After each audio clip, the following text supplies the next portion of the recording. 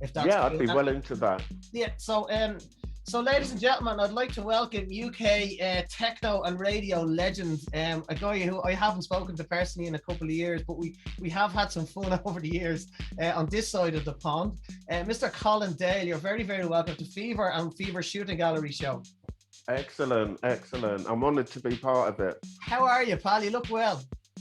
I'm actually not bad, actually. I mean, we all know what happened during the lockdown and that. Yeah. So, you know, I couldn't, you know, DJ or anything like that for over a year and a half. Yeah. But over here in England, things have like really opened up again. So it's gone from being really dead to being really, really busy. So yeah, I've got absolutely no complaints at the moment. Things are opening up well. How did lockdown? I mean, it's obviously a story that's affected the whole planet. So we're still in. Well, we're coming out of it, but things haven't fully reopened yet. We're hoping by the end of next month that clubs and night spaces, indoor spaces will reopen. So again, I haven't done a live gig in over 2 years, a live event. So it is hard. Some people are coping with it differently. Some people are using it creatively. Some people are bouncing off the walls. How was your own personal experience of the last 2 years? What kind of focus have you been up to? I'll be perfectly honest, the whole kind of creative side of things, like making music and that, was actually quite difficult for me. Yeah. Especially as clubs weren't open and I'm primarily making club music. Yeah. The kind of focus and stuff like that wasn't there. But what I did spend my time doing was doing a lot of online things. So I bought myself a camera. Yeah. And set up your OnlyFans. Pardon? Set up your OnlyFans page. yeah. And so I've started doing these live broadcasts every couple of weeks, and I've done some other broadcasts for like clubs and that when things were all shut. Yeah. So I've managed to keep myself busy, but not in the way that I thought I would have. Sometimes the break though fires up new, and obviously, you know, some people like yourself probably don't get fired up unless you have that live element. But obviously a break is as good as a rest sometimes, and it does recharge the batteries. Yeah, I've certainly found that. It's given me a kind of renewed vigor, I found, and hunger, where we haven't had clubs open for so long. So yeah, the vibe and the drive is definitely back, I'd say. Tell me, I mean, for a lot of our viewers, especially the younger generations out there, they may not have heard much about you. I know for myself, you know, DJing through the 90s and the late 90s when we first met, I think in Club Mono in Dublin, on a Friday night. They used to have a slamming Friday night, which was kind of house and techno. And you done a couple of nights over there, and I remember, you know, getting you back to, we had a pirate radio station down the road. We done a few elements, but I want to cast your mind back, way back. I mean, before you even put on a set of headphones, what were your influences as a young teenager? What were you growing up listening to? Obviously radio stations and stuff like that. What were your early influences before you decided to move into any areas of music? What were you listening to that would be the formative sound, your own inspirations, I guess? To be totally honest, it was a combination of a lot of different things. I mean, when I was very young and growing up, I was, you know, lucky enough to have parents that were really into quite a broad cross-section of music. So I was listening to reggae, Motown, soul, even country and western, jazz. So there was that from a very young age, because they were always playing music all the time. That's a rich scoop of inspiration there. Oh yeah, definitely. It was a good, you know, early start to my music career. And then after that, I really got into radio. I discovered like pirate radio. And I remember the first one being a radio station called Radio Luxembourg. Oh yeah, we had that. Yeah, you could only pick up on medium wave. That was the one from the boat, I think, wasn't it? That they based that film on? Exactly, that's the one. And on a Friday night, they used to do this kind of dance disco chart show, which is something that they weren't doing in the UK. So I was really into that.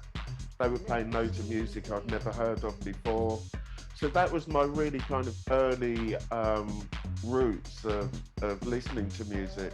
And how did collecting come soon after that, I guess? Did you start getting into making your own, finding records and that element of the, you know, going and seeking music? Even before it was to play out, it was just for your own listening pleasure and exploring new sounds. But the whole record shop culture in the UK was massive. Oh yeah, definitely. I mean, kids my age, I'm 58 now. When we were in our teens, there was a whole swathe of us buying records because that was the only way you could really get the media, get music. It was also media. A social thing, though. You know, a lot of people would meet other people, and you know, it was a social element to that, going to a shop and hanging out in certain places. Oh yeah, absolutely. I mean, that's one of the things I miss greatly. You know, the disappearance of lots of record shops we used to have. And there was very much that kind of social thing. Sometimes you'd pop in there and not even want to buy records, but it's a good place to hang out in it and hear, you know, new music and that. And the great thing is, I'm pretty sure that the scene here in London was exactly the same as the scene that you had in Ireland. It was, you know, probably just a bit smaller here, but I mean, I mean, the two countries are very much linked. What happens in the UK will soon follow suit here. I guess for me, I'm just, you know, I'm about 10 years younger than you, but you know, when I started to hear, for example, early chart music, electronic music in the 80s, it grabbed me. That kind of sound grabbed me, but it was still mainstream stuff like Depeche Mode, etc. But it was only, you know, in the late 90s, the late 80s, when some of the more underground American tracks may get dropped here or there, again on pirate radios. But you guys had an edge, I guess, 2 or 3 years, you know, I suppose 86, 87, 88 must have been when things started to change and the whole dance movement happened. And I guess that must have grabbed you and sucked you into the pirate world. You know, I was just, with that whole sort of house music thing, I was really fortunate when it all kicked off because I was working on KissFM, which was a pirate radio station. Oh, you had landed the show by then, yeah?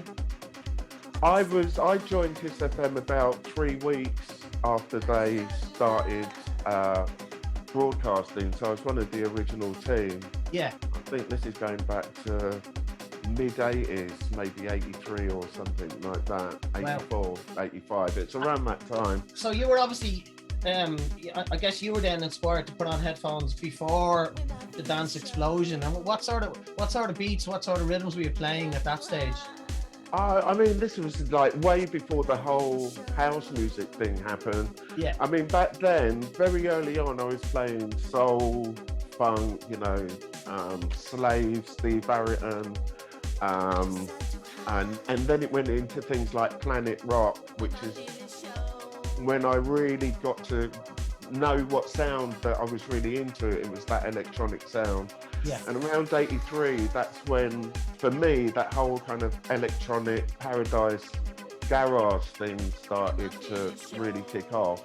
Yeah. But when the whole house thing kicked off about, you know, 86, 87, 88, I was lucky enough to be working at Kiss record shops, checking out all the cool clubs in London. So I was kind of in the right place doing the right things at the right time. And that's a legendary residency that you had with that radio station. I remember reading your bio when you were coming over to Dublin, and you know, we used to get the tapes of these shows and of these some of the big stations in the UK would obviously, someone would record the tapes, and same with the likes of the early raves with Coxie and Sasha. We would get the tapes and we'd be able to buy them here as bootlegs. But I remember the Kiss FM tapes coming over, the Colin Dale Kiss FM session. Oh, brilliant.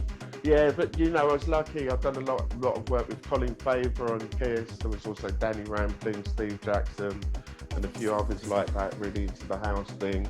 Yeah. So it was great to have that platform to play this new emerging music. So I was very fortunate, you know, in that way. So it must have happened quite organically, but obviously your own tastes then, I guess, veered towards, you know, a really funky type of techno. That European sound and the Detroit sound must have influenced you. What was there an influential track or moment or someone you heard that you latched on to that kind of early techno sound, because that's really what you became known for? I think for me that whole kind of attraction to that whole Detroit thing was it was like a kind of, you know, weird cousin of house music, a bit edgier. It was a bit, for me, they took a lot of inspiration from Europe as well. Groups like you said earlier, Depeche Mode, and other electronic groups like that. So, yeah, I really kind of veered, and it was also, to me, it sounded a lot more futuristic as well, that whole kind of Detroit thing that we're talking about, you know, futuristic things, Transmat and Metroplex and all these futuristic names. So for me, that was the main attraction to it. And did you start getting bookings then as a techno DJ, or were you still mixing up styles? Or tell me about that evolution in those, I guess, in the late 80s, early 90s, that kind of period for yourself. Did you decide to focus on that one genre, or were you still playing a mixed bag? I think it was pretty much the same for everyone. You know, all DJs at that time, when we started and the house music kind of scene was just growing, people were just playing everything. There was no specific genre. Just their selections. Yeah, you'd hear everything on the same dance floor, which I think was really good. There wasn't this separation of genres, which kind of came later on in the mid-90s. Is when I think it really started to happen. And then you got these different arms coming off of the house music, and DJs really focusing on one kind of genre. For me, my genre was techno, really. It was quite a funk-driven techno. I know by the mid-90s, I mean, the whole thing kind of exploded after the initial bubbles and raves that used to go on when Clubland kind of established itself mid-90s here anyway, and I'm sure, and you know, it was the rise of the super club was coming next, I guess, but there was a lot of big residencies, big DJs that arose, I guess, and set their own sound. You obviously stayed involved in the radio game and, you know, started clubbing, I guess, in earnest following that sound. And to me, it was a very funk-driven techno sound, but slamming. Yeah. I mean, that's got a lot to do with my kind of musical roots as well. I mean, I like to play things with that kind of funk background, funk soul, kind of feel to it, because it's kind of ingrained in my DNA. And I really do like that sound as well, rather than a kind of straight, linear. And you're dead right, because I'm sure a lot of DJs pigeonhole themselves in that era, and it's not easy to break out of that then. You're getting bookings for a certain type of audience, a certain type of promoter, and it is nice to mix things up a little bit, you know? Yeah. Well, for me, I got really known for the techno thing, and it literally took me, I think, about 10 years, because I was known for primarily playing quite hard techno. Yeah. And then it came to a time where, you know, I wanted to explore other avenues within the music, because I like lots of different music. Yeah. And it literally took me 10 years to do that, to, you know, break down that I'm not only a techno DJ, I can play other things, and it literally took me that long. And I mean, really, you're also very much known as a very technical kind of decksmith. I know when I worked with you, you handle the techniques with ease. I know you've moved on, and I was watching another interview that you've done recently.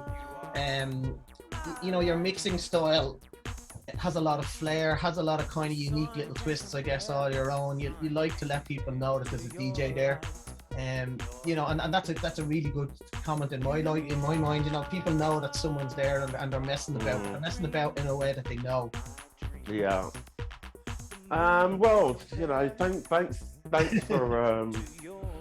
for saying that. You know, I don't really know what to say about that because it's not something that I've really worked on as such. It's just your style, I guess. Yeah, it's just kind of the way I do it, and I think it's like that for every DJ. They do it for so long, and then they find a way which works best and easiest for them. So it wasn't really a conscious thing, as such. And thanks for saying it. Looks like it's worked out all right. It's always good to get some feedback from another DJ to a DJ. Yeah, absolutely. Tell me about the abstract dance, the concept behind that, and when that evolved. Did that evolve still with the Kiss FM stage? I think that was the name of the show, was it? And then you evolved it into a label. That's right. It was the name of the radio show primarily, and I called it that because I just wanted to play things that were a little bit left of centre, maybe a little bit weird, you know.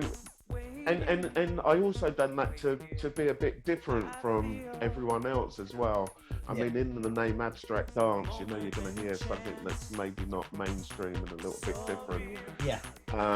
So yeah, that was the idea behind that, and then it became the record label. And now with the live broadcast, it's a radio show again. So it's been going quite a bit of time. It has, yeah, but I guess if the brand works and you know you haven't put yourself into any box with abstract, it's always been evolving with you, I guess. Yeah, I'm really not into pigeonholes.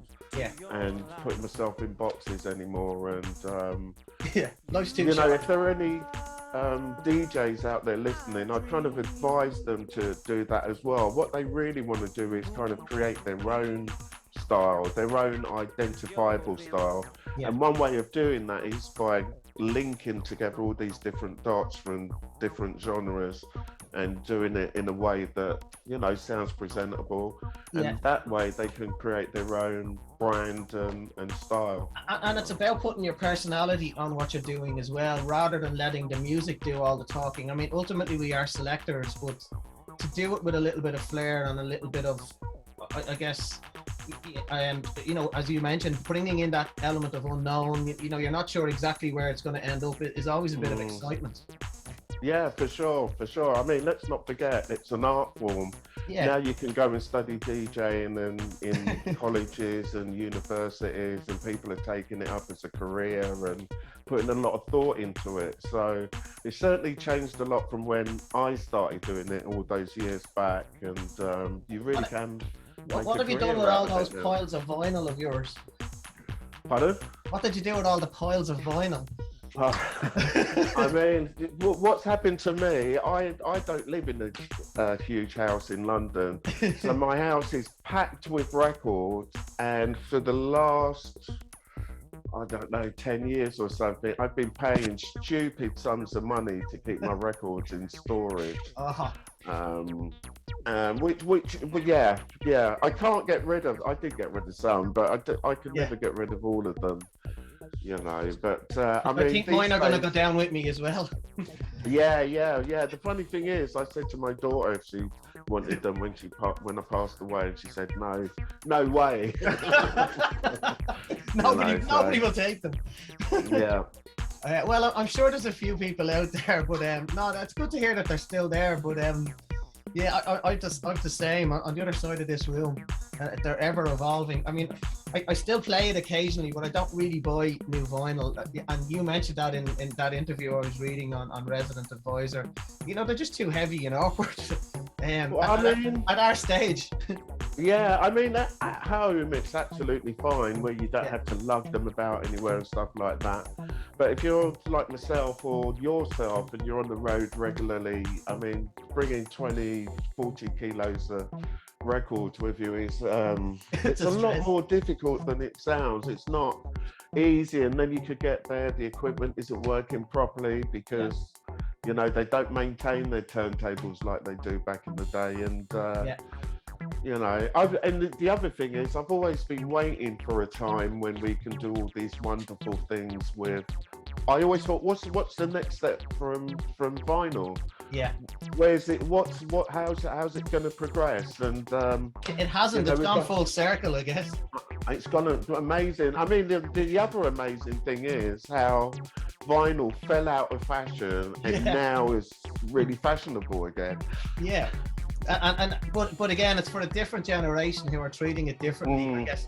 I wish I looked after my vinyl better, considering the sweaty boxes and you know, beer stains everywhere. But that was part that they were indestructible back then, you know.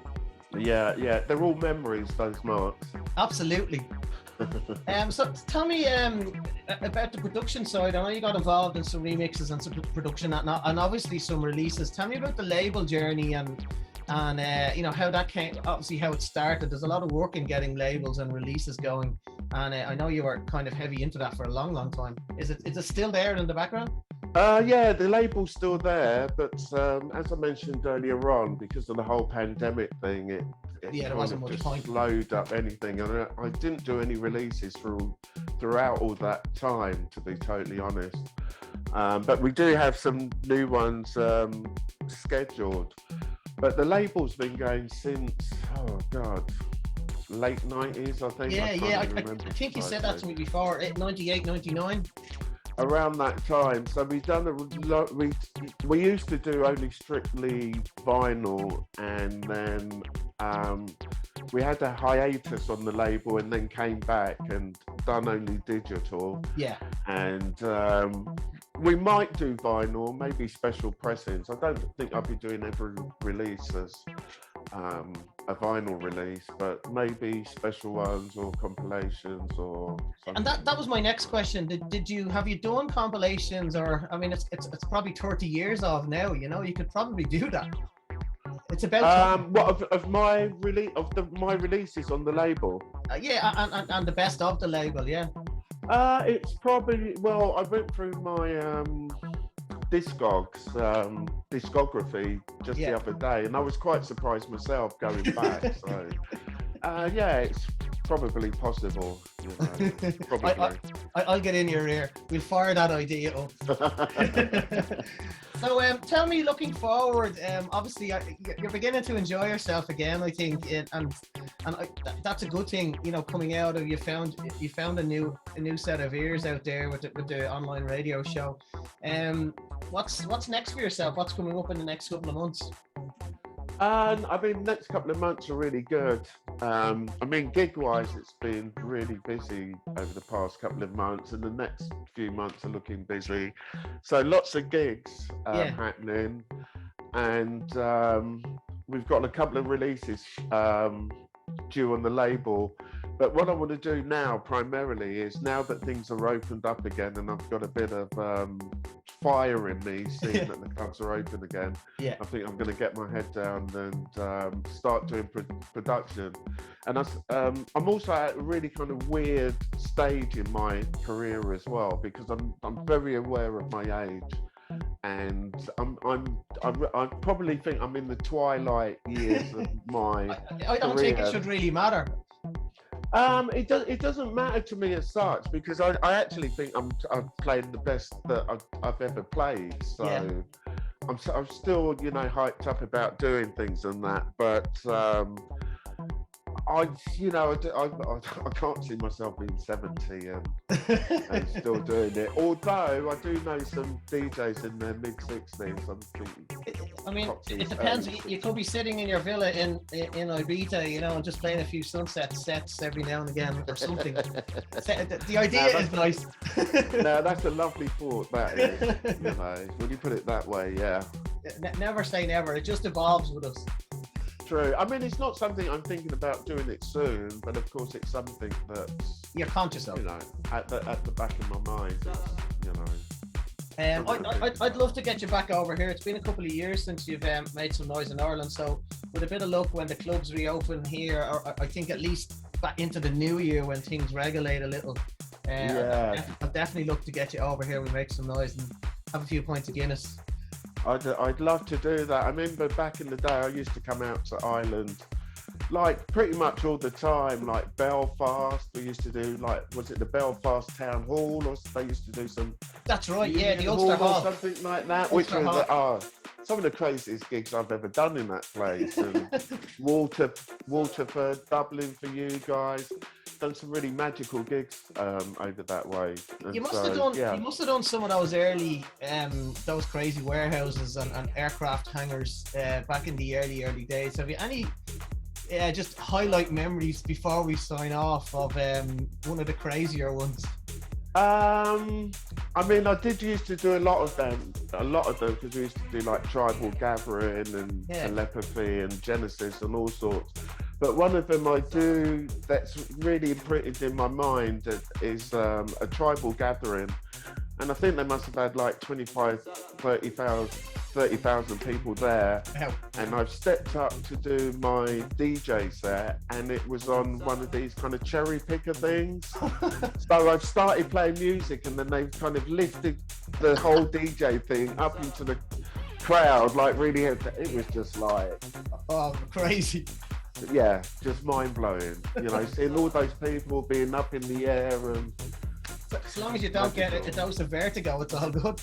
Yeah, true. Or fell out of it or something like that. Stranger things have happened, mate. Yeah, true. Listen, I'm going to leave it go. I don't want to take up too more of your time. It's really, really good to catch up. I will keep in touch, and we'll broadcast this, as I said, on our Shooting Gallery show, and then I'll have an extended version. So, Mr. Colin Dale, it's a pleasure to properly catch up. I know we chit-chat here and there, but it's good to see the face. And I will send you some of these tracks once I get them finished, and you can have a listen, and we can bounce stuff around.